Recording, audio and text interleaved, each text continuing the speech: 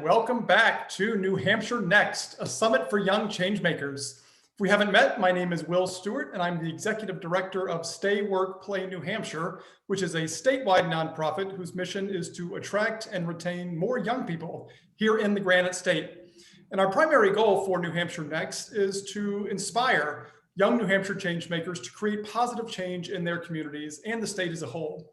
And one of the main benefits of events like this is the opportunity to meet other people who share similar passions. And while we wish we could do that in person this year, and hopefully we'll be able to do it again very, very soon, it's great that we have the option to connect virtually. So to that end, I'd like to invite you to introduce yourself down in the chat. Tell us who you are and where you're logging in from today would be great. Also, before we get started, I'd like to ask a quick favor of you. We'd like to take a quick screenshot of everyone here today. So if we could ask your indulgence, if you could turn on your camera for just a moment, we'd love to get a picture of your smiling mug today. And my colleague Beth Sansusi can count us down.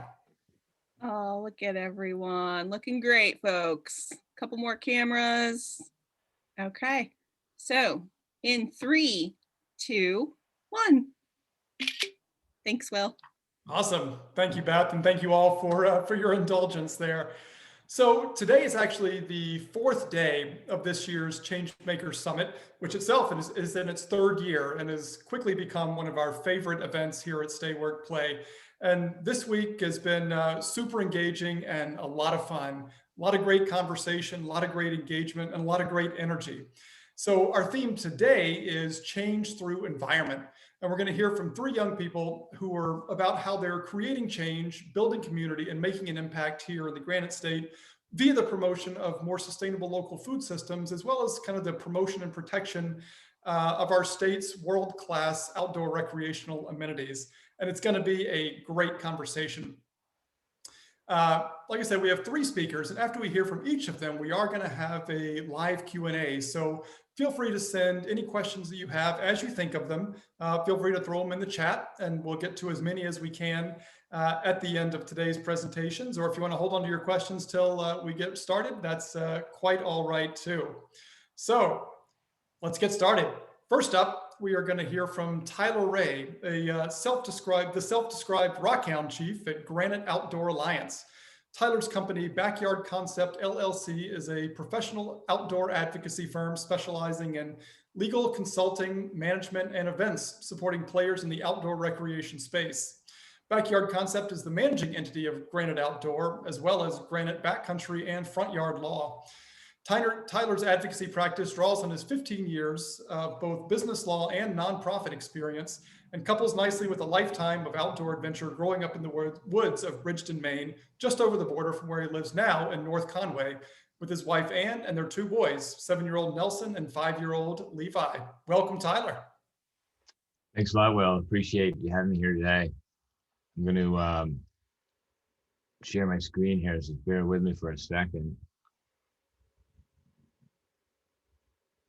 Now, can you see that well? All right. Thanks for that nice introduction. So again, my name is Tyler Ray, Rockhound Chief of Granite Outdoor Alliance, and today I want to spend some time talking about building New Hampshire's outdoor economy and maintaining the quality of our greatest assets, land and water.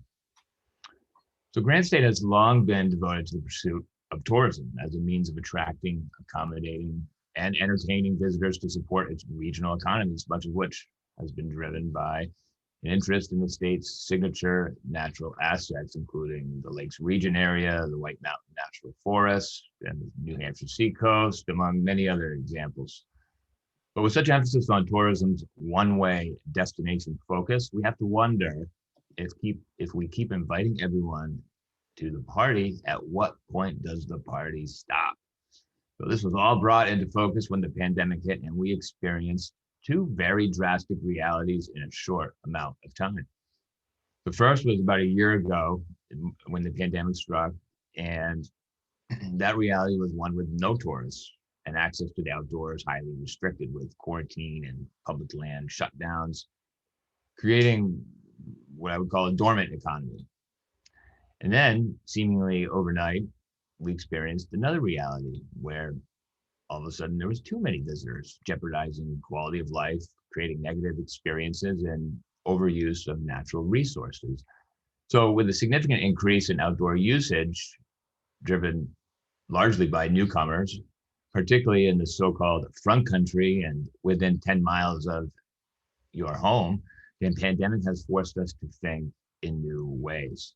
And if the pandemic has shown us nothing else, and as every business owner knows, maintaining the quality of our product, in this case, our natural resources, and those who support or depend on it, is necessary to ensure a repeat customer base. So the outdoor recreation, what is it? Well, simply put, economic activity that is made and spent around outdoor pursuits. So seems simple enough, right? Well, let's bring in some context. These consumers of all ages and abilities purchase new gear, camp or stay in hotels, and frequent breweries, restaurants, and coffee shops while living an experience-based lifestyle, or perhaps traveling to recreate on public lands or other wild landscapes. So this is the outdoor economy, and it includes many types of industries, including the arts, hospitality, manufacturing, retail, food, entertainment. The list kind of goes on. And that's the compelling side of the outdoor economy, is that it is a multi-dimensional sector, meaning it is an ecosystem and interconnection of various industries that work together in regional or local communities. So who's involved? Well, everyone. It crosses every demographic line: age, income, gender, race, political orientation, nationality, and culture. This universality is part of what makes it so powerful as an economic engine and an agent of positive change. And the outdoor recreation economy continues to grow more diverse and stronger over time. Hey, Tyler. Yeah. Are you able to make it full screen for the audience? We can see the your speaker notes with the other slides as well. Oh, did not realize that. No So, worries. I just want to make sure that we can see the full visuals for you. Yeah, thanks for the heads up. Let me try that again.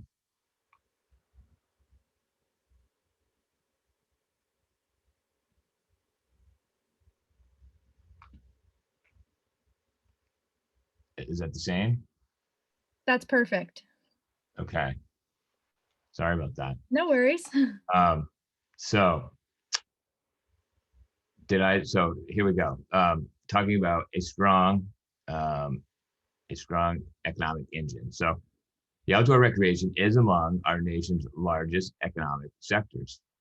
So how's this for sticker shock? $787 billion in economic impact, 5.2 million jobs, 2.1% of US GDP. You know, these numbers first arrived in 2017 upon approval of federal legislation known as the REC Act. So prior to this, outdoors was in many ways a sideshow, taken for granted. It never carried an economic value.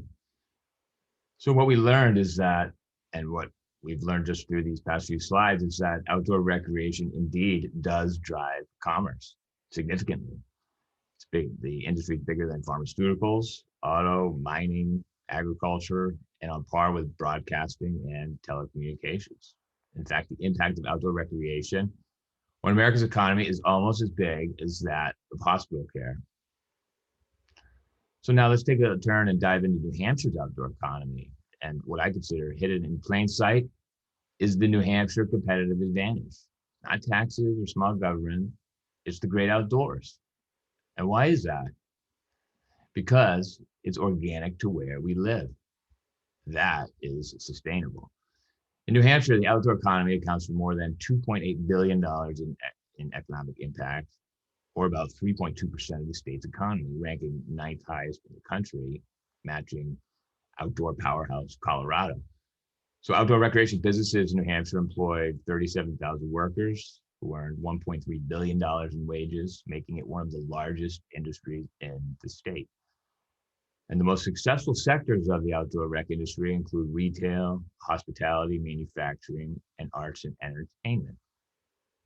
Now, despite these, let's say, impressive numbers, New Hampshire has failed to capitalize and strengthen this competitive advantage.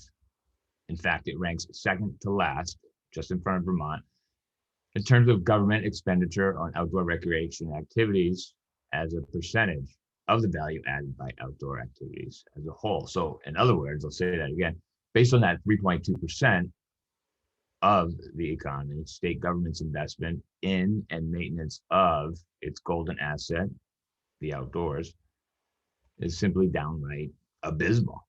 We're not taking care of our backyard, the place that not only brings us joy, but also economic support and stability. So that lack of investment in outdoor recreation activities and infrastructure, yet continued reliance on tourism, is so killing the goose that lays the golden eggs. So what have we learned? The outdoors is incredibly important nationally and very important to New Hampshire, but we have failed to take care of our backyard. So this state complacency reared its ugly head during the pandemic and has been revealed in visitor and local friction, trail user impacts, and overuse, degraded infrastructure, this type of issues that result when you're not paying attention, simply said. And you don't value your assets, and the public has no interest in caring. That's pretty much where we're at. Add into that the heavy social real life issues of aging, affordable housing, income inequality, childcare, broadband, limited workforce. I mean, the list is pretty long. All indicators of a saturated and strained marketplace, to the point we want to say, Concord, we've got a problem. But for the outdoor industry and economy to resonate and have meaning, in order to overcome some of these barriers, it does need a champion. So a coalition of outdoor businesses, trail organizations, and outdoor enthusiasts have organized Granite Outdoor Alliance to represent the outdoor community, to reconnect the outdoors with the economy. The concept is to leverage natural assets to attract, stimulate, and improve the economy, catering to an outdoor-based lifestyle. Granite Outdoors, a membership-based nonprofit, launched this past fall to promote sustainable statewide outdoor economy that enhances recreation, conserves land, and provides economic benefit in a variety of ways, which we'll go through in a moment. So stewarding the industry's future is imperative, and it starts with taking this leap and changing and charging forward with a grassroots effort to unite the community. So there are three ingredients to make this work right out of the gate: to unite the community, the sustainable outdoor economy, which is made up of 4 pillars, and then finally, outdoor life. So we'll dive into number 1. It's the first ingredient of building better: unite the outdoor community. In other words, build work impact. So rising up, standing tall next to other industries is paramount to success. To figure out ways to collaborate and work together, such as public-private partnerships, this is the pathway to the future. To be effective, we need to funnel our messaging and policy orientation from the ground up, grassroots style, through businesses and consumers to link the outdoors with the economy. In this regard, money talks, and when used responsibly, it can be a powerful catalyst for social change. We're talking about companies and organizations with soul, social intention, and impact. And you know what? Social impact sells. So whether you're Patagonia and you're telling Wall Street, hey, listen, Wall Street, we're not going to co-brand any more of our apparel to have your logo next to ours until you start making change, that's powerful. That's funneling messaging through your business. When Outdoor Retailer, the largest trade show in the industry, left Salt Lake because of public lands issues with Bears Ears, and they moved to Denver, well, again, that's powerful messaging. Big statements. Just recently, last week, Major League Baseball leaving the state of Georgia over border restriction rights. That's standing tall. So this is how you drive new economic thought. So in New Hampshire, on a smaller and more local scale, whether rural or urban, stakeholders in local economies can make a difference by including social and environmental messaging in their branding and culture. Similar to organizations like 1% for the Planet, but a little different, Granite Outdoor, we are encouraging members to seek growth in their businesses, but to do so in responsible ways by following the 4 pillars, which we'll talk about next. So the second ingredient in how we drive the outdoor economy is with a focus on 4 basic pillars of policy that form our policy agenda, which are economic development, conservation and stewardship, education, workforce, and health and wellness. And we'll chat about each. So economic development, we'll say infrastructure. I like to joke around and say, you know, how many bake sales is it going to take to build this parking lot? Or how many bake sales will it take to clean up that trail? You know, the problem is that we don't treat trails like roads and bridges. There's no value applied to these highly and commonly used pieces of infrastructure. We need funding. And there are current examples of funding in the state of New Hampshire that serve an excellent purpose. The Height Safeguard comes to mind, a great program for Fish and Game to balance off its rescue initiatives. LCHIP, every land purchase, a certain amount of dollars goes into a pool, and that pool is used for conservation purposes. Causal relationship makes a lot of sense. But then we think about things, we look at over our other shoulder and we see through the Business and Economic Affairs Office, the Joint Promotional Program, JPP tourism dollars. This is all one-way dollars. Hey, come visit, come to the party. Well, we've seen how that's worked out recently. There's also the Recreational Trails Program, which relies on federal gasoline sales. And that's a challenge. It's counterintuitive for human-powered groups to have to rely on more and higher usage of motorized equipment. Not a whole lot of sense there. So we need more balanced funding, not bake sales. Other parts of economic development are important are networking and infrastructure, but I'll move along in the interest of time. So one example of economic development is the recently declared Office of Outdoor Recreation and the appointment of Scott Crowder. And representing the private sector in Granite Outdoor, I was on the hiring committee, so the private sector had a seat at the table. This is public-private partnership, starting off in early ways, but it's important because we are now having a seat at the table and driving our own industry. Land conservation and stewardship, you know, critical. These are natural assets that are essential to the foundation of the outdoor economy. Without land and water, what do we have left?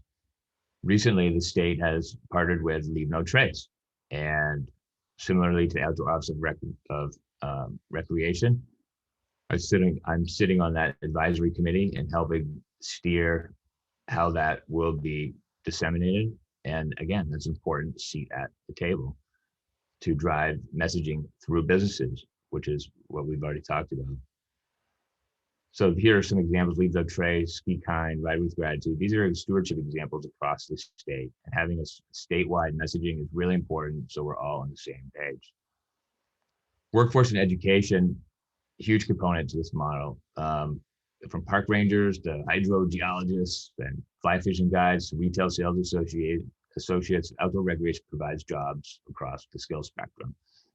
As a multi-dimensional sector, outdoor rec fuels employment in other sectors: manufacturing, finance, retail, transportation. We talked about a lot of that already.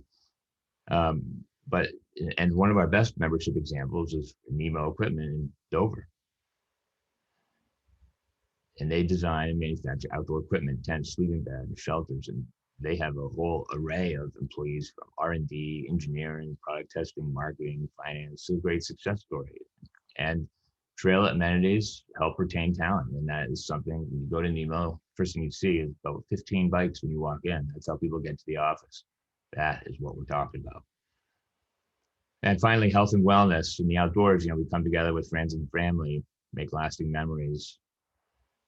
But you know, there's also this element of health, and a growing body of research suggests that being outdoors delivers health benefits that are, in many cases, on par with pharmaceutical treatments. So going for a 2-mile walk instead of picking up a bottle of pills That's the future. Reduced healthcare costs, healthier communities. And we'll hear later today from Marty, a great example of this. A town that's turned to the rec economy and is really turning to a healthier community. So the final prong is outdoor life, and I'll keep this short and simple because really this is the intent of the whole things is, you know, enjoying these places. When we do that, we invest in our own well-being and we affirm our shared history. In challenging times and disagreements appear sharper or seem harder to bridge, it's the outdoors that can reconnect us. And so promoting an inclusive, balanced, and passionate community of outdoor businesses enthusiasts that live, work, and play together is our competitive advantage. So the outdoor economy is indeed a thing, and it is rooted in New Hampshire's DNA.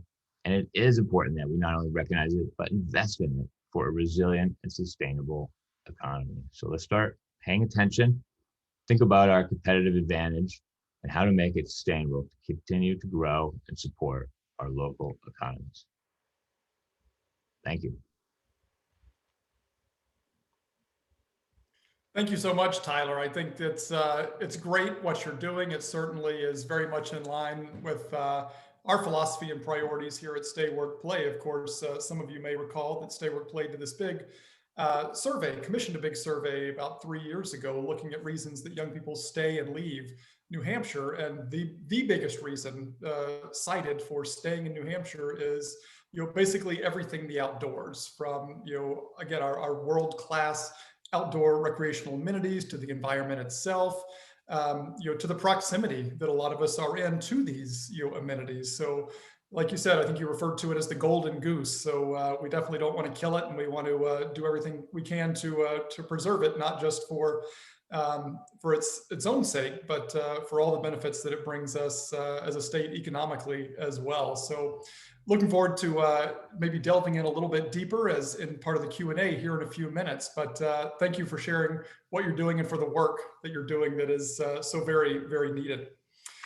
Next up, we're going to hear from Hannah Flanders with the Kearsarge Food Hub, which is a young nonprofit on a mission to reinvigorate that community with a restorative local food system. Hannah studied philosophy and environmental science at Smith College and is deeply passionate about helping people connect through food and nature.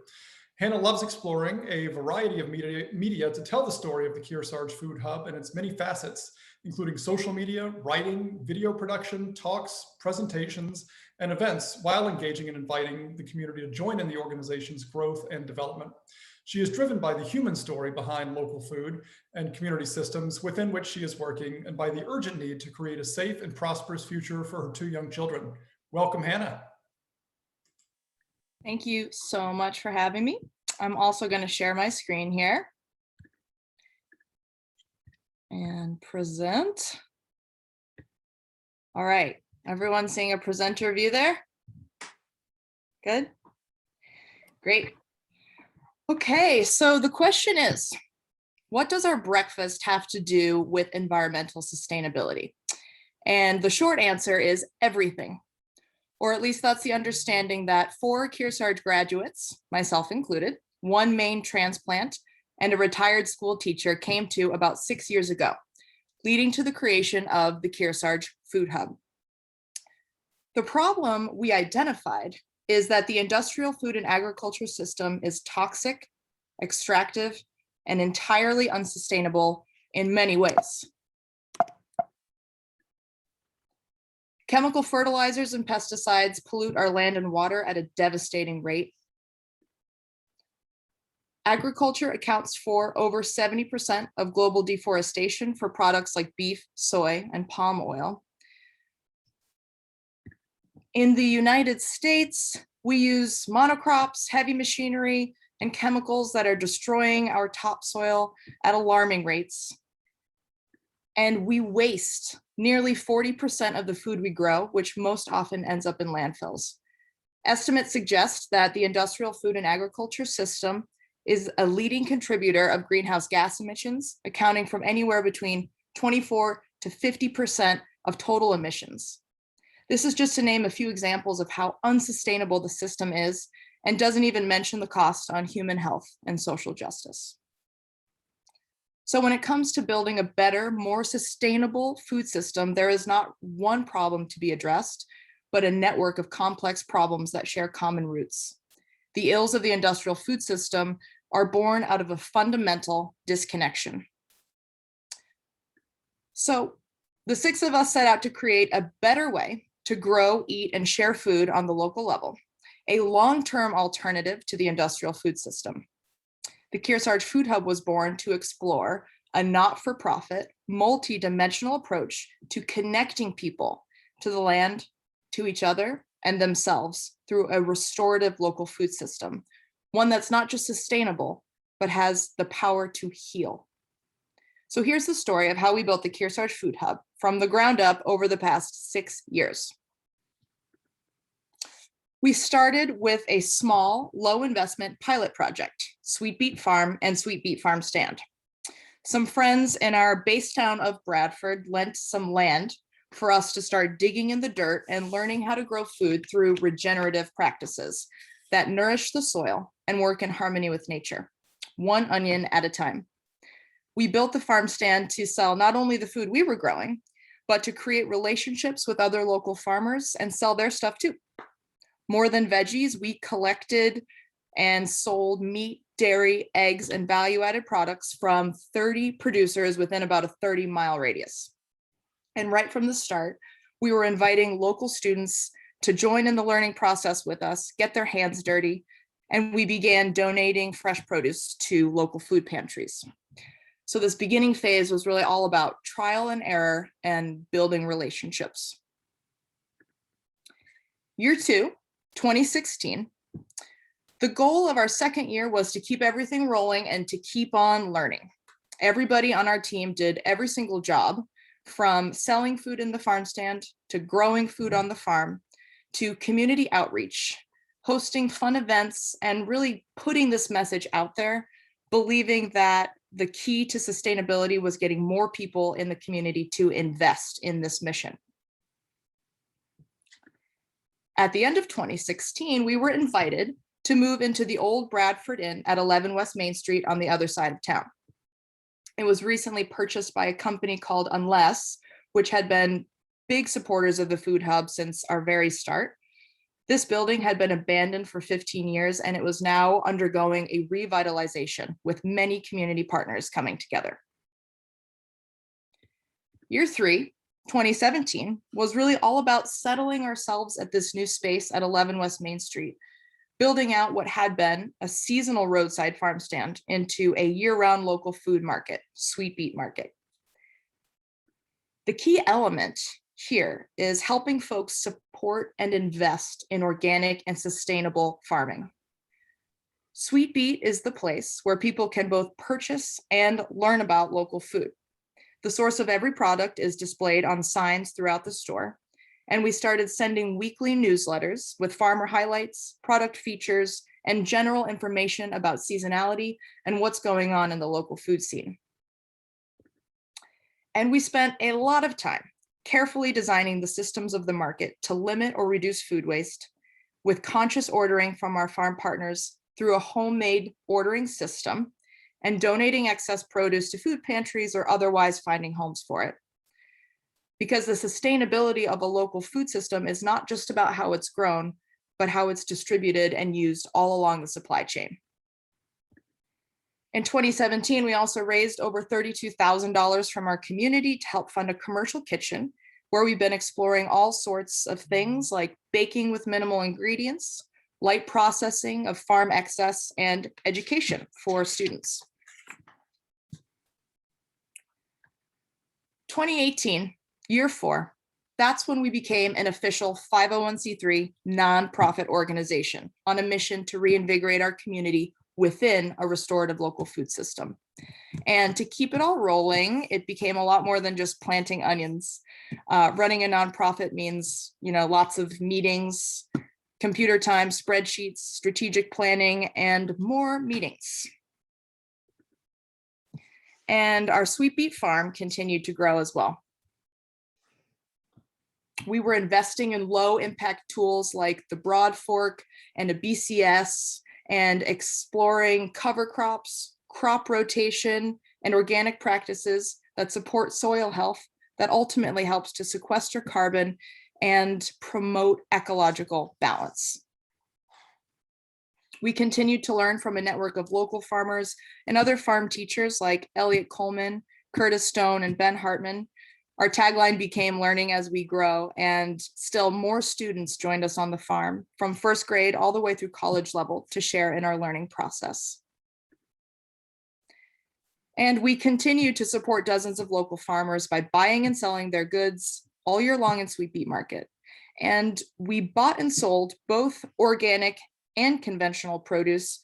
Though we preferred organic, we found that the best way to create conversations around better farming practices that care for the earth and promote human health was to be inclusive and invite people to have those conversations with us and let our consumers decide what they wanted to purchase. 2019 was year 5, and this was a really key year when our team started to grow as more dedicated and passionate people joined our board of directors. We leaned into our community even more, not only for support, but to give thanks. We hosted a donor dinner, a donor appreciation dinner, where we prepared a local meal in our commercial kitchen for over 80 donors who had financially supported the organization.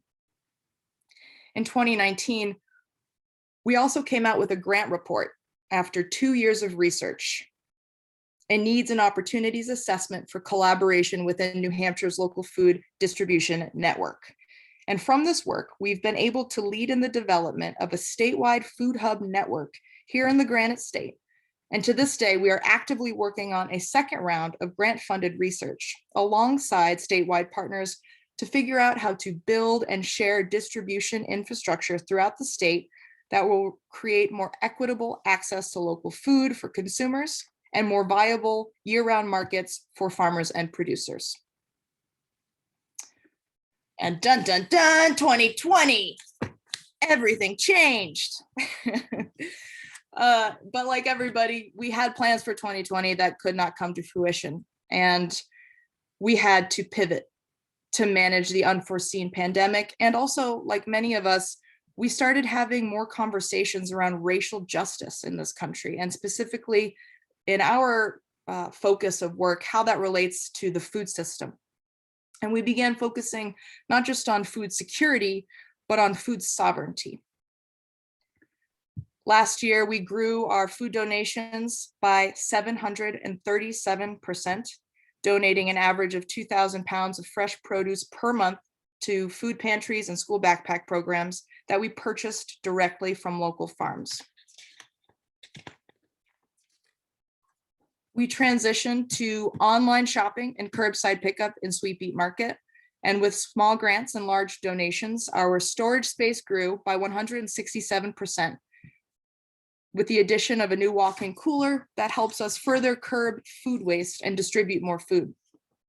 We sent over $210,000 back to local farmers, including 17 hyperlocal farms and over 70 statewide farmers and producers.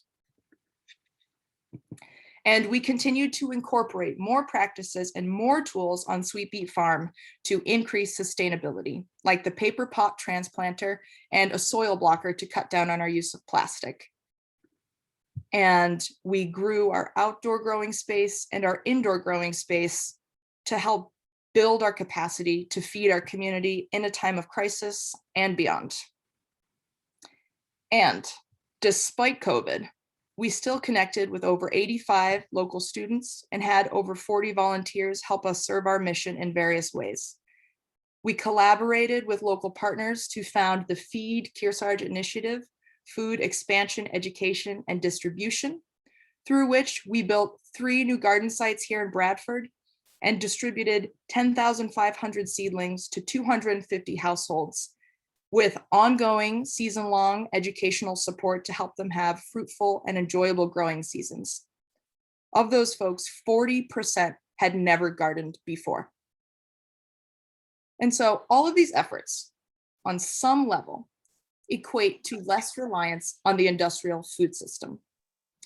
Local food is not a panacea for all the ills of the modern world, and not even of the industrial food system. There are many problems that we still must address within that system to combat climate change and environmental degradation on a larger scale, and even more than that, to build in equity and justice for all people. What a regenerative local food system does is it creates an alternative, an opportunity for folks to divest from the industrial food system and put resources into local systems that are capable of greater transparency, nimbleness, equity, and innovation. Building a local food system means creating more control. It means having a chance at food sovereignty, where every voice in the community can come together to collectively decide how to grow, eat, and share food based on a set of common values. And so over the past 6 years, it's become evident that what we're really working on is not just sustainability through farming and health through local food. It's about civic and social responsibility. It's about growing community. And so how do you grow community? Well, it's possible everywhere. And we've identified 5 key ingredients that we believe people can incorporate to create this change on a local level. Slow down. Our modern lives are moving so fast. They demand convenience and they create waste. If we can make space and slow things down, we can learn how to ask the right questions and find creative solutions. COVID-19 showed us that slowing down is possible. Now let's figure out how to harness that message and make a slower lifestyle possible for more people. Show up. We all have a responsibility to participate in building the world that we want to see. And right now, with really important conversations around social justice being had, we have a responsibility to consider who is not at the table and actively work to create space and start listening. Find common ground. Now more than ever, we need to work on finding common ground. We all feel the polarization that is tearing us apart. Food is an easy place to start. It's more than sustenance. Food is medicine. It represents ritual and tradition. Food connects us to ourselves, to each other, and the earth. And from this place of connection, we can work on finding solutions to things like climate change. Use systems thinking. Peter Sang said, "Vision without systems thinking ends up painting lovely pictures of the future with no deep understanding of the forces that must be mastered to move from here to there." Systems thinking is a disciplined approach for examining problems more completely before acting. It is also an underlying philosophy that the nature of our world is circular and everything is interconnected, including us humans. Nature teaches us this lesson, and we are a part of nature. Which brings me to the final ingredient. Embrace humanity. The key to positive change is within each of us. We have to take the time for self-reflection, cultivate trust in ourselves, to be able to cultivate trust in each other. It is only through this process that we will learn how to see each other as partners, as collaborators, and as fellow human beings. And from this place of mutual understanding, we can work together to create the change our world needs. So it turns out our journey building a food hub became a community movement. What started as a story about breakfast became a story about the breakfast table, not only what's on our plate, but who's at the table. Wendell Berry says it best. Our place of safety can only be the community, and not one community, but many of them everywhere. Upon that depends all that we still claim to value: freedom, dignity, health, mutual help and affection, undestructive pleasure, and the rest. Human life, as most of us would still like to define it, is community life. If you'd like to follow our work, you can find us at kearsargefoodhub.org, on Facebook and Instagram, Kearsarge Food Hub, and Sweet Beet Market. Thank you. Thank you, Hannah, so much. Super inspiring. And I really think, this is, a perfect example of how, individuals and small groups of people can get together and really make, like you said, community change, community change. And in a relatively short period of time, look at what you were able to accomplish. And it's so inspiring. And again, this is one of the bigger reasons we hold this event, to showcase, what can be done here in New Hampshire for relatively low investment, like you said, starting out and being able to build and grow and, really affect not just community, but I mean, you're working on global issues and addressing those on so many different levels. So thank you for sharing your story today. I jotted down a number of questions that I have for you. Others probably will as well in the Q&A, so get ready. First up, before we get to that, we do have one more presentation today. It's going to be another good one. We're going to hear from Marty Parashan, the founder and director of Outdoor New England and Mill City Park. Outdoor New England is the closest whitewater outfitter to the city of Boston. Think whitewater rafting trips, retail gear, kayaks, and stand-up paddleboards. Certainly a very dynamic place with a few differences. Mill City Park is a 13-acre community adventure park in Franklin and is also developing New England's first whitewater park and is in charge of a 20-acre conservation project. Franklin, like many towns, was once a bustling mill town with a ton of jobs due to the Winnipesaukee River, and now the city is looking back to the river for its identity once again. Outdoor New England and Mill City Park were both the byproducts of two ideas: how Marty could spend more time with his family and how to spend time working on something he loves. The subsequent effort has taught him a lot. He learns and grows with the businesses and with the city. And while it has been more difficult than he ever could have imagined, Marty says he would never want to do anything else. Welcome, Marty. Thank you. Thank you for the intro, Will. I don't know how I'll follow Hannah and Tyler. I have questions. They did a great job. Hannah made me hungry and Tyler made me hungry in a different way. Hopefully we keep that going, and I'll try to get everybody out of here on time. I definitely think the Q&A portion will be really, really valuable for us all. And so I'll try to kind of bust through this. Both of these ideas came out of really me just wanting to be able to surf whenever I want. And so I know when people talk about a whitewater park, there's definitely someone in the audience that thought Six Flags or thought water slides. That's not what we're talking about. If you travel to Colorado, there's 30 whitewater parks there. There's about, on North America, there's about 300, but there's not one in New England. The closest one that runs 365 days is down south on the Chattahoochee River that separates Georgia and South Carolina. So quite a bit farther from where we are. The two organizations I'm involved with have a symbiotic relationship. Mill City Park, being a 501c3 nonprofit, is really just a development company. We are developing some tangible assets that I'll talk about here in a minute, but we're not necessarily connecting anyone with those pieces. If you've kind of been following along our story, the Whitewater Park construction will start July 12th of this year. In the land-based park, which will bear the nonprofit's name, Mill City Park, started construction about 2 weeks ago. So we're pretty pumped for those, but I mean, that certainly is a development project. It transitions and it has phases with the community, but today it's not connecting people to the outdoors here in Franklin. Outdoor New England, on the other hand, being a whitewater outfitter, we take people whitewater kayaking or whitewater rafting. We stand behind all of the brands that we carry. They're the best in our industry.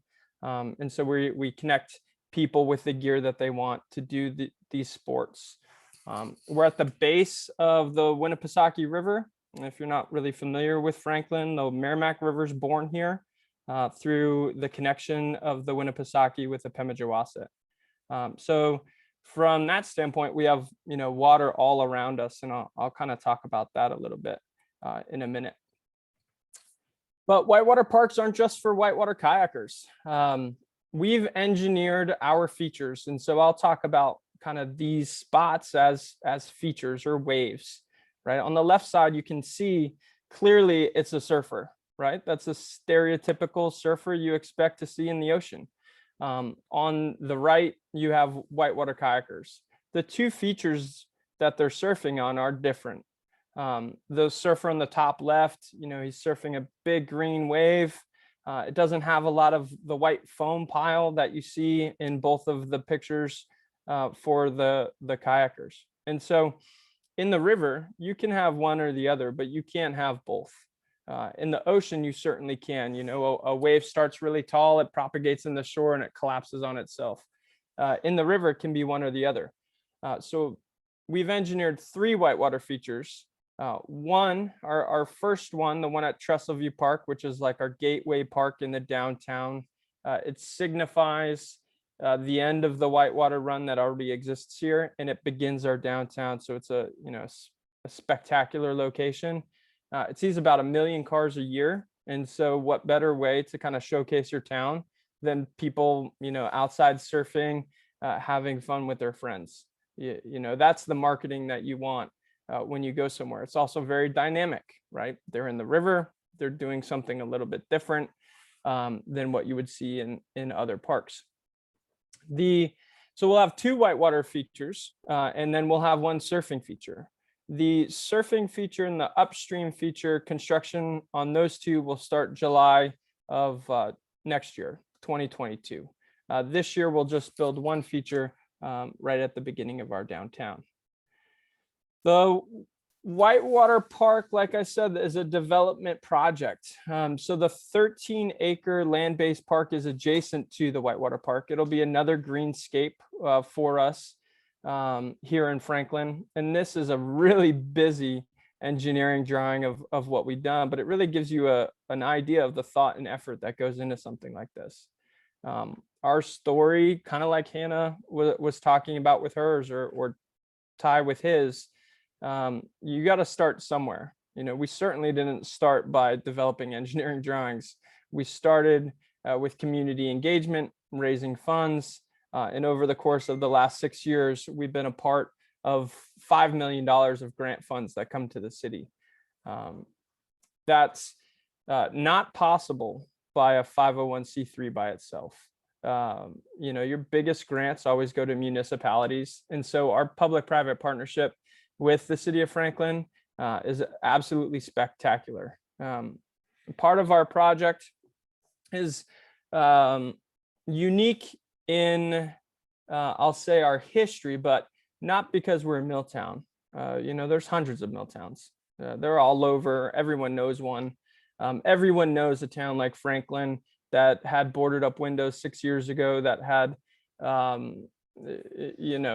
degradation, real estate with no businesses in there, et cetera, et cetera. We all have a place like that we know. 6 years ago, 64% of our kids were on free and subsidized lunch programs. 22% of our residents lived at or below the poverty line, and 100% of single moms were living at or below the poverty line. So not a great story. And that's all because there was never a transition. We were a mill town. When the jobs left, no one put the plans, the pieces back together to move forward. We've done that. And it's not just about this project or the park, but we've given people something to believe in, a way to connect with the world around them, and a way for these kids and adults to see that there's other people that choose to come here each and every day. And we'll kind of talk about that a little bit moving forward. The land-based park made a different priority than many. We chose lifestyle sports only. And so I use the term lifestyle sport as mountain biking or climbing or whitewater paddling or surfing. When I go on vacation, I'm always trying to go a place I can paddle. That's different than the person who wants to, that loves football, right? They don't necessarily travel to a vacation destination a couple times a year to do their sport. Certainly, go to Canton to see the Football Hall of Fame, once every few years, but that's probably about it. The people interested in our activities are always trying to do them. They think that their sports are a reflection of themselves, right? Skiing, same kind of thing, right? Lots of travel component to that. Climbing out west, mountain biking over at Highland, Franklin Falls Dam site. We have a lot of lifestyle sports in or around Franklin that we believe will connect people, whether you're the kid in high school that needs an outlet, or you're on vacation looking for something fun, or you just want a place to come and watch. The state of New Hampshire, kind of to some of Ty's points, the state of New Hampshire has illustrated if we build in Mill City Park and the Whitewater Park nonprofit, we can bank on 160,000 new people coming to Franklin and spending about $7 million a year. You know, for the smallest city in the state, you know, who can't afford our school system, can't afford deferred maintenance on our infrastructure projects and our roads, like this is our way out. We drive people to want to come to Franklin. In turn, buildings get flipped or revamped. Chimberg Properties just announced their construction schedule on our largest piece of real estate in all of Franklin, which is right in our downtown, 189,000 square feet, that they'll put into mixed use housing. We have, over the course of the next 2 years, we have $75 million being spent on projects today in or around our downtown, all because we want to connect people with the outdoors and to the river in a way that's free, right? All of this that I'm talking about, if you have your own equipment, is free to do. What we didn't expect was, you know, part of the problem with learning on the go is that you don't always get it right, and you need to shift your focus. When someone goes and they want to put in a large scale development, and let's say that it's over an acre, they want to put in a foundation, whatever building it is, you have to offset that impact. And so even though our land, our 13 acres and our river have been used and misused over the course of generations, we had to offset our impact. It wasn't viewed as a cleanup project. It was viewed as a change from the status of the land today. As such, we needed to come up with a conservation project of 20 acres. And this land that's depicted here is north of the Winnipesaukee River, where the Whitewater Park will be. And it's also east of where Mill City Park is. And so we're putting together a 20-acre conservation project in tandem with these other two projects. But when you look at Franklin as a whole, right, and I touched on this a little bit, how do you make the greatest impact? How do you become sustainable?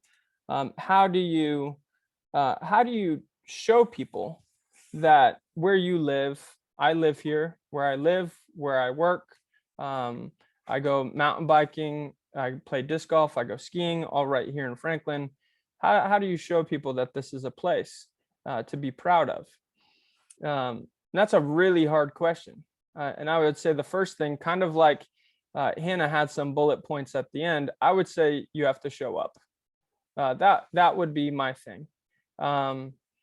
Over time, by showing up, I believe that we've had a positive impact on this community through free outdoor amenities. What other place do you know that has 150 miles of trails, 2 disc golf courses, 3 different rivers to paddle, 1 lake, 3 whitewater sections? You can kind of read the rest.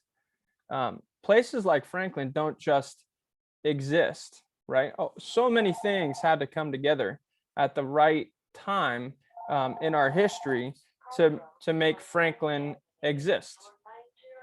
These guys will get it in a second. Sorry. Or maybe they won't.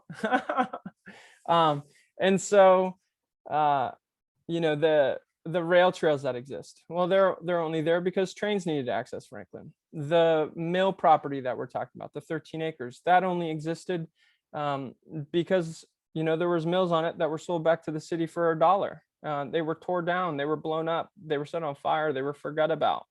The beautiful trestle bridges that we have, that was built out of necessity because, you know, like many things in with humans, we try to control things. We use them to our advantage.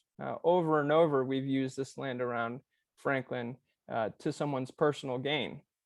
And so what we're really focused on is giving it back to the people.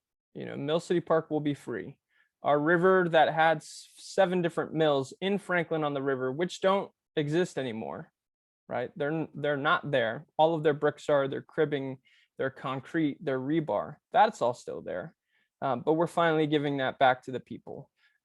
Fishing at these locations will be improved because of the fish ladders we're putting in. People who have their own boogie boards, their own kayaks, their own surfboards, stand-up paddle boards, they'll be able to come here. They'll be able to have fun in the outdoors. And so by doing all of this, one, I think we're showing those young kids in Franklin, like, hey, this is a pretty rad place to grow up. You're awfully lucky to be able to do these things and to meet other people who you wouldn't have had the opportunity to meet. When I go to paddle, I'm paddling with doctors and lawyers and entrepreneurs and all of these people. But I'm also paddling with kids who are 8, kids who are 10, kids who don't know what they want to be when they grow up. But once you get hooked on these sports, because they're lifestyle sports, like the majority of people continue to do them well into their old age. And so for them, I think it's incredible. For the city of Franklin, right? Whitewater Parks tell us for every 1 person in the water, 8 to 10 more people come to watch.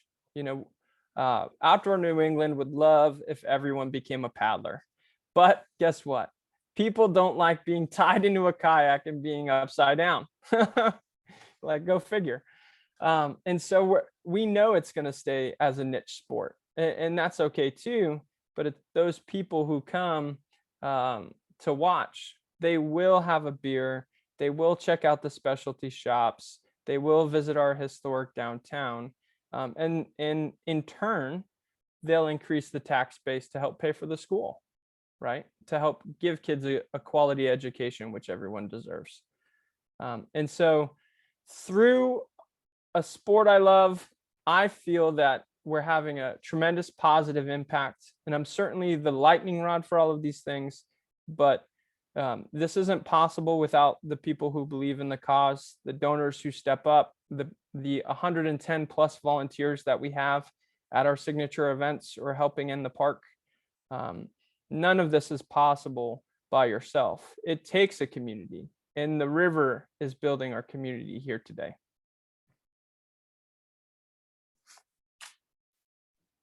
It's all you, Will.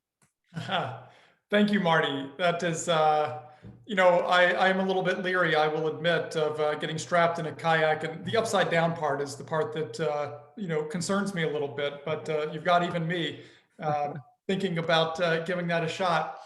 So super exciting project. And, I can't wait to see it start, or the visible part of it start Right. this summer, and see it continue to grow.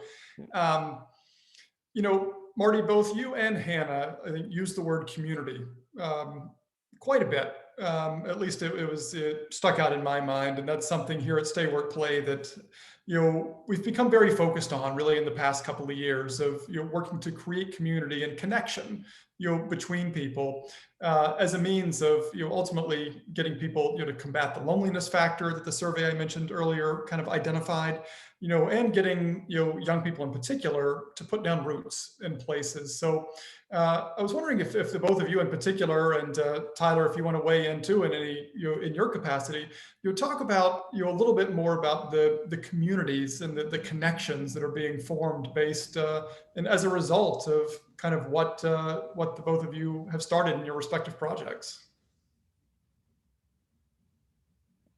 Oh, I'll go first. I feel like Hannah's looking at me.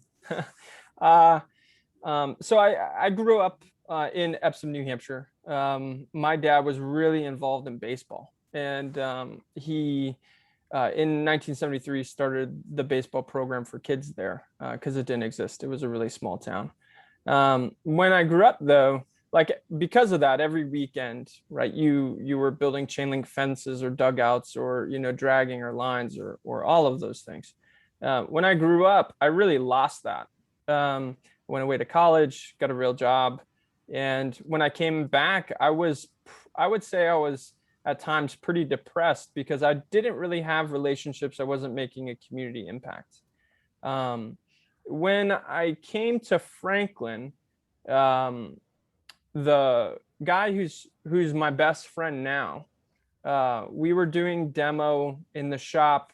Outdoor New England's located in once was a building set to be demolished. And the landlord at the time helped us get some volunteers to do some demo, right? Like welcome a new business kind of thing into town. And this guy just showed up. And I kept asking after that because he was a good worker, and he kept showing up.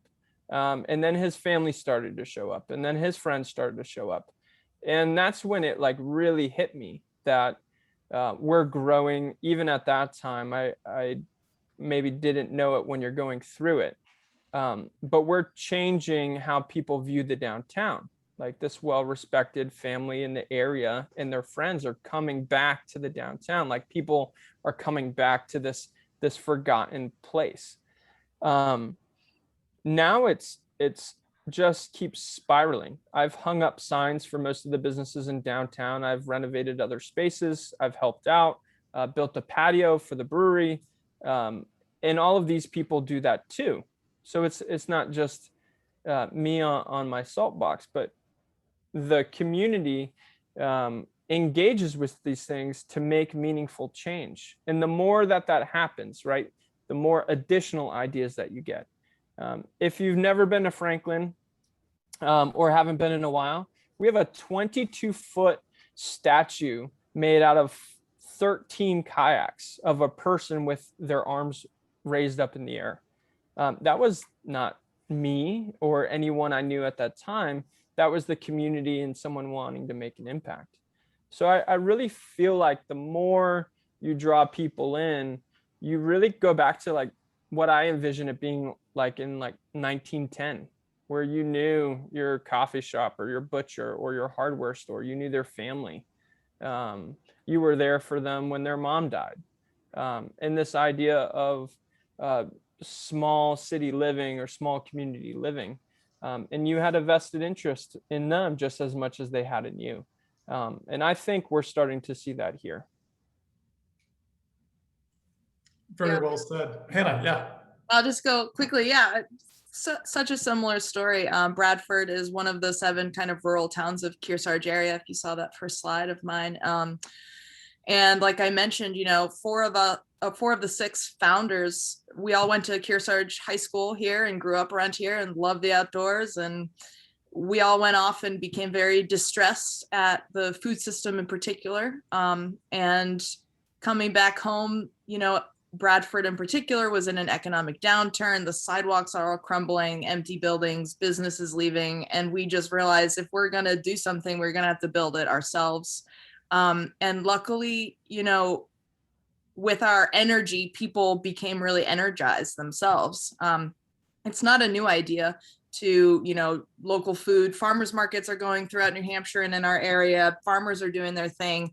It's been deeply rooted for a long time. But what we were able to do is kind of generate some energy. And of course, food helps. So, you know, fun events with food and people are showing up and people are coming out of the woodworks and farmers are connecting with artists, are connecting with, you know, people who want to help develop downtown, and people who have money are helping to connect with people who might not have money and who need to use the food pantry. And our whole point is let's be inclusive. Let's start the conversation. And I couldn't agree more with what Marty says is people are looking for purpose and to contribute.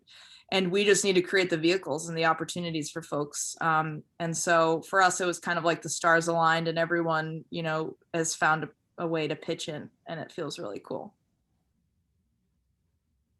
Yeah, I'll just have a few comments here as well. These are a lot of great things were just said, but I think the big takeaway for me is that absolutely community is like underpins all of this. And it's that ability to, you know, the outcome is fresh vitality, you know, in these communities. And, you know, you have the infrastructure like what Marty's building or the food hub, you know, you have places where people could congregate, say hello. It's not just a grocery store or the post office. You're out walking your dog or with your family or whatever you're doing, whether it's a mile walk down, in the woods, or you're, jumping off a cliff, whatever floats your boat. It's, it's being outside and being with others. And that's a big part of rebuilding New Hampshire in a communal way and focusing on that infrastructure. So, when you hear things like in the newspaper or wherever about outdoor recreation or, development of infrastructure, now you have a better understanding of it. And so think about getting behind those initiatives. When you drive by a farmer's stand, swing over, give it a taste and drop some money in the bucket, because that's what makes New Hampshire authentic. And that's what makes living here so special. That in my presentation, I talked about our competitive advantage, and that I couldn't agree with it more. It's just I stare at it all the time, and it's the fabric of who we are. And just one other point is about community. At Granite Outdoor, we're working on building on more of a macro level, statewide community of the outdoor industry, which is also important because, one thing New Hampshire's you could say New Hampshire's been really good at is creating it's more of a fragmented, regionalized culture. And, we have the White Mountains and the Seacoast, et cetera. But what is like the New Hampshire brand, right? When you think about Vermont, it's a little more homey, intimate. Maine, similar. New Hampshire, it's more fragmented. So, pulling this all together and having being on a unified front is really important as well. And from a business perspective, developing the economy, when you have shared resources, supply chain sharing, you have things like that you can cultivate from within, then that helps retain not only wealth locally, but also from a talent perspective too. And that's what's going to drive the sustainable economy. Speaking of economy, Tyler, I know in your presentation you had a slide there that mentioned the state's new Office of Outdoor Recreation Industry Development and the new director, Scott Crowder, who you were a part of the hiring committee there. I'm curious, for both you and Marty in particular, what do you hope to see this new office do? And to, how do you see it complementing your respective efforts? What do you think it can do? Well, it's funny because it's, on Sunday and I think yesterday in the Union Leader, the two editorials by the newspaper regarding this expansion of government, and it's a terrible thing. There's already tourism, there's already business development. What is the point of this? And so someone's not paying attention, right? Because we have an opportunity to reinvest in ourselves. So when I look at that new office, ORID, Outdoor Recreation Industry Development, it's the state stepping up and saying, okay, it is time to reinvest in who we are. And this is the first step. This is phase one. And I talked about public-private partnerships, something that Marty talked about, incredibly important, particularly with the way things cost these days. I mean, and the element of community that we already talked about. It's this collaborative effort that's really important. So with Scott working on the government side, myself representing the private sector, we already have a weekly standing call. We're working together.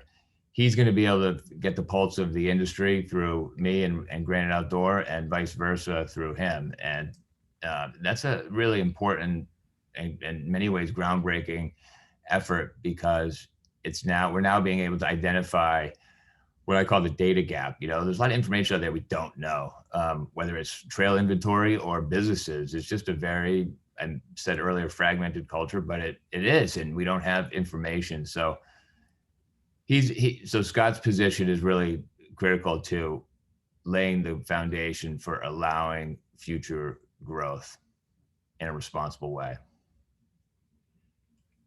What do you think, Marty? I remember I used to travel a lot for work, and I remember one specific time I flew into Manchester Airport, and I remember seeing all of the advertisements, right? This has to be Manchester Airport. This has to be the best of the best that you have from a tourism perspective on, how are you selling the state? And, I saw a motorboat on Lake Winnipesaukee, people driving their car to the top of Mount Washington, people hiking, kind of your stereotypical images. And I remember saying, like, there's not a lot to these, in my opinion. Yeah, we all have those memories. They're great memories. Those are good to have. But, who are we representing, and how are we really representing kind of what Tyler was talking about, an authentic experience, right? And from that, right, if you're utilizing your natural resources, like, how are you also then growing the next round of environmental stewards, right? Just because we have this amenity, and we kind of saw that with COVID, right? We have these amazing amenities, and they get overused because we don't have the tools or the teachings in place to have people care for the environment in that way. And so how do we do better? And so, I mean, that's one specific issue, but I would love to progress to a point where we think about the environment around us, all of these natural spaces, like it's our grass, like, oh, that's my front lawn. I wouldn't want a water bottle dropped on my front lawn. I better go pick that up. And I think we can do better. And I'm using that analogy, but that should, go across the board for stewardship, advocacy, conservation. Our kids are going to have to do way better than we are doing. But somebody has to show them that it's the right way, and the state taking that step to finally have a seat at the table and form these partnerships with Tyler and others, I think is a step in the right direction. And I'll also say too, on the subject of Scott Crowder, again, the new director, he will be joining us tomorrow at tomorrow's event here for the Changemaker Summit. We're doing we're showing a kind of a where are they now of former past Rising Stars winners, those big awards that we give out here at Stay Work Play. And Scott is a previous winner, so he'll be here kind of giving an update on what he's up to. So if anyone would like to learn a little bit more directly from him, join us tomorrow at noon. Nice. I'll also say too, again, we do have a few extra minutes here, a few more minutes to go for Q&A. If anyone does have any questions for our panelists, feel free to throw them down in the chat. We'll make sure they get asked. In the meantime, Hannah, I am curious. You mentioned kind of how you started out. What was it? I believe 6 years ago. You said specifically mentioned starting small. Low cost, low risk, borrowed land that you were able to utilize. I'm curious if you could talk a little bit about how what gave you the confidence? What did you see and what did you experience that gave you that confidence to kind of take that next big step and go to like the permanent structure and to form the nonprofit and all of that? How did you know when it was time to make that leap? That's a great question. A lot of faith was involved. We never wrote a business plan in our first few years. We never had like, we're gonna do this and we're gonna do that. And so the flexibility that allowed when, unless this company who had the funds to build this old or to buy this old building said, do you want to come, revitalize it with us? It wasn't just all us, it was a partnership, it was a collaboration. And then, more businesses moved in. Now there's a yoga studio there. Our commercial kitchen's there, where you have some exciting plans for that. And, it's all just been so collaborative that it's never felt like it's all on our shoulders. And we did that intentionally with the farm stand, a small pilot project. We were really testing the waters and saying, does our community want this? Like, we're not going to force this on you. Do we want to do this together?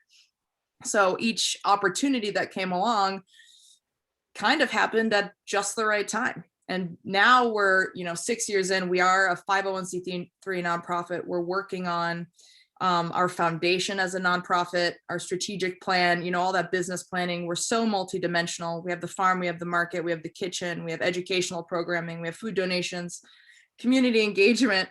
We're trying to plan and strategize all that stuff. But now that we've laid the foundation, it just feels right. And the diversity of income sources, from grants to donors to income from the market, it's all been very nimble and it's felt very manageable. So that's kind of how we've done it so far. And now we have, we have 7 people on our board of directors. We have 10 employees. We have, like I said, 40 plus volunteers from last year. So it really is a collective effort. That is awesome, to see how it comes. And I think I like, how you said, both faith and flexibility being key in amongst those. Do have a follow-up question here in the Q&A for you, Hannah. Jada Lindblom asks, do you think the model developed by Kearsarge Food Hub / Sweet Meat Market would work in any New Hampshire town, or does it take a certain type of community with certain characteristics? What adjustments do you think might be needed to get people engaged in communities that may be less receptive initially? Free food. Do some events with some food and see what people think about the food and the food system. There are so many different ways to go about a food hub, and there are so many different models out there. There are nonprofits, there are, for-profits that are just mission driven. There are farmer cooperative models that we can do to kind of build in equity and fairness in the way that we farm and distribute food.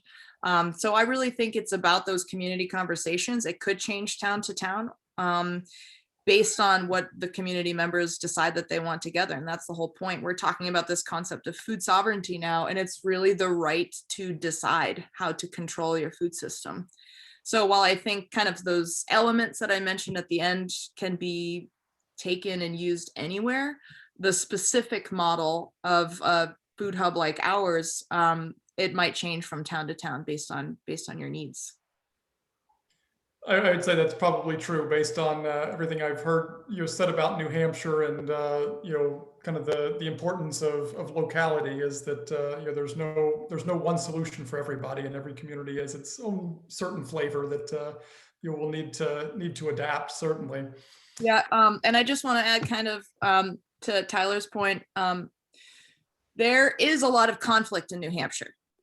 There isn't a lot of, there is room to grow for having a unified vision and a unified goal.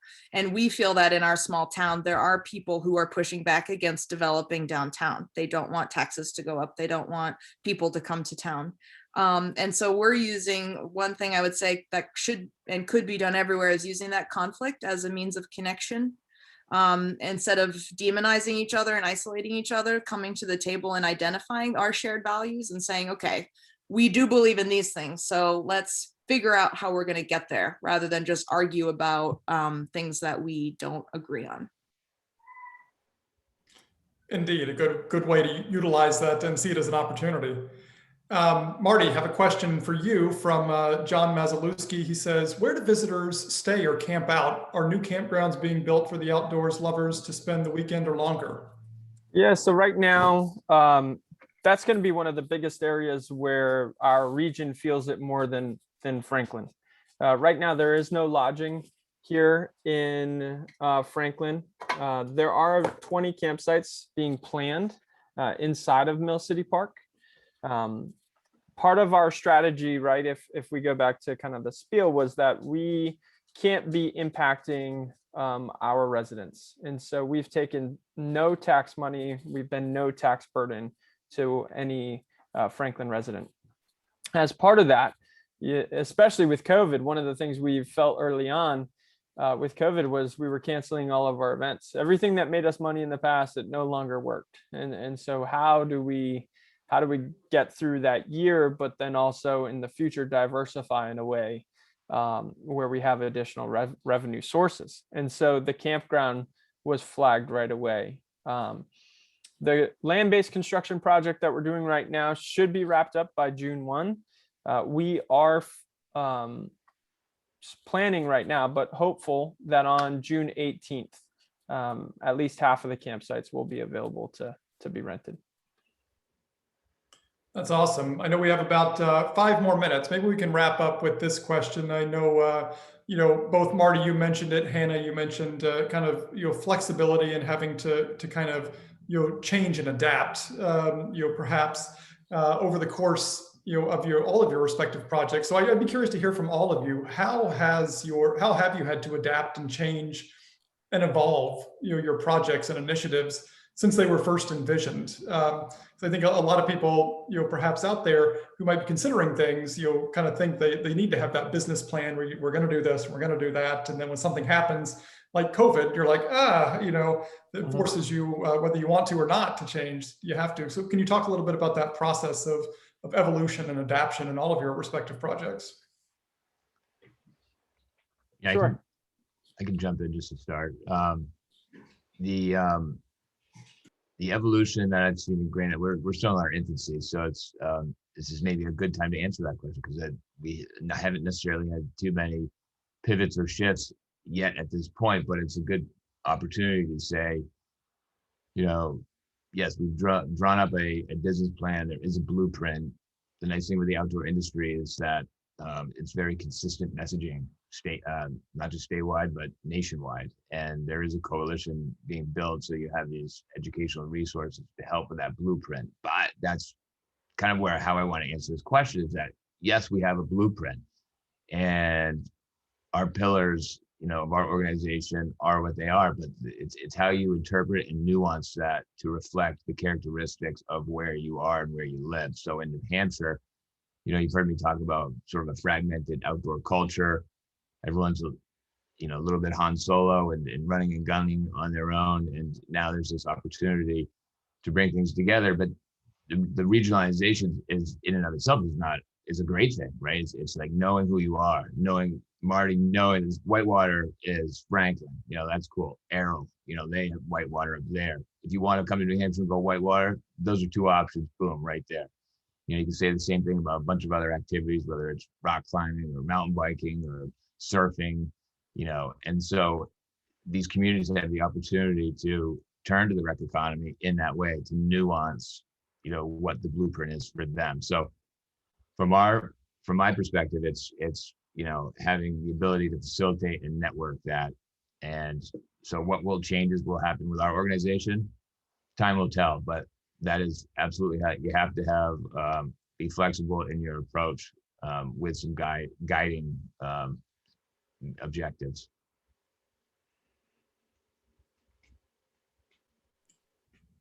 Oh, I'll go. Next. Sure. I think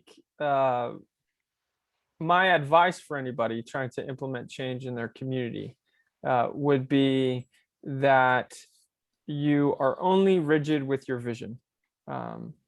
After that, how you get there is totally adaptive. We had our sights set on so many different things that didn't pan out quite the way we had hoped, but we knew or made a stance that we had to connect people to the river, and we needed a whitewater feature in plain sight of all the cars. Like, those were our initial early on goals. Everything's changed since then, how the project gets funded, who the players are, which land is the right land, how to get that land, being extorted on price, which is a long story. I could tell someone over a beer at Vulgar. But if you don't compromise on your vision and you become adaptable in the means to approach it, you'll get there. COVID was just another example of that. But that would be by far the best advice. I wish someone had told me that when we started. That's awesome advice. I echo that. The vision, that foundation, and your values are uncompromising and relentlessly adaptable otherwise, which means it's also a personal journey. And it's about caring for yourself as you do the work, and it's about caring for each other and really trusting in each other as you do the work, especially if it's collaborative. There's a whole bunch of trust involved. And I would say that's one of the missing links in, bigger industries and, in government and politics. We're lacking a whole bunch of trust. So I would just say, get those relationships down, get that vision down, and trust in those things, and then just practice letting go of what you thought it was going to be, which is a continual practice. For us, we had to, letting go of in-person events, letting go of gathering, letting go of sharing food, in this short term has allowed us to look at the statistic of 1 in 6 people in New Hampshire being food insecure and finding creative ways to access those people. And also doing collective community outreach to identify other barriers to local food for people, whether it's transportation or cooking know-how or time. And then we can use this technology to our benefit and find creative solutions. But sticking to those values and those relationships and that vision is key. Very well said, from all of you, and great advice for all of the change makers who are here with us today and will be watching this video after the fact.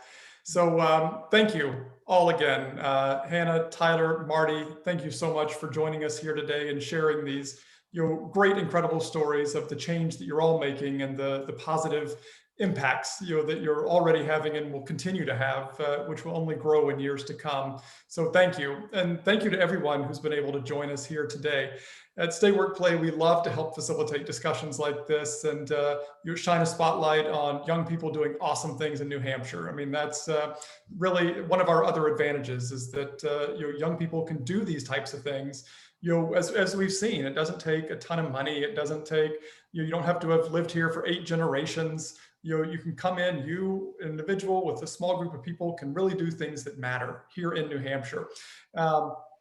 I would encourage you, if you haven't already signed up for tomorrow's final session of New Hampshire Next, a Summit for Young Change Makers, to go ahead and do that. As I mentioned earlier, we're going to be hearing from past Rising Stars Awards winners, kind of where they are now, what they're doing, and how they're continuing to make an impact here in the state. And the theme of tomorrow is continuing the change. So for more information and to register, we'll throw a link there in the chat. You can feel free to sign up if your schedule allows.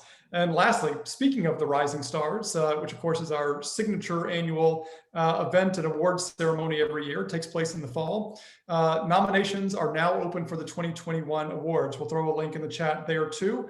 Love for you to nominate someone. And you can also check out what awards are being given this year. With that, thank you again to everyone for taking part today and sharing your lunchtime with us. Definitely hope it has been worth your while. Please keep an eye on your inbox and on social media for upcoming Stay Work Play events. And with that, thank you and have a great day.